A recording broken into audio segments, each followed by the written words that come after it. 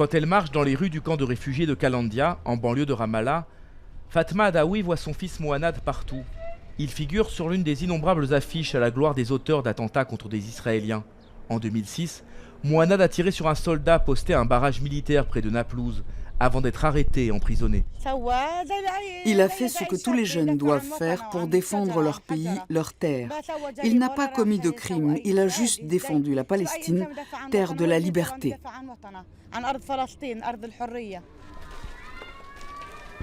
C'est l'autorité palestinienne qui a financé l'impression des affiches à l'effigie de Mouannad.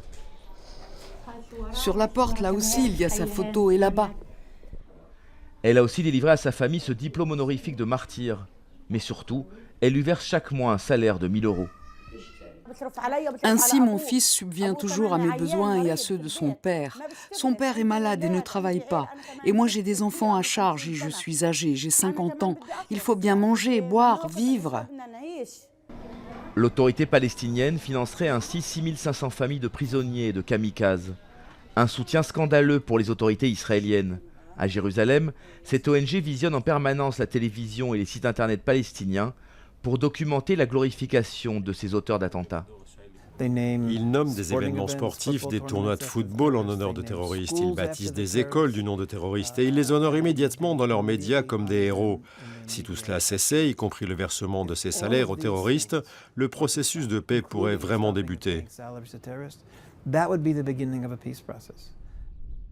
À Ramallah, l'autorité palestinienne assume ouvertement ces financements, que les victimes israéliennes soient des militaires ou des civils.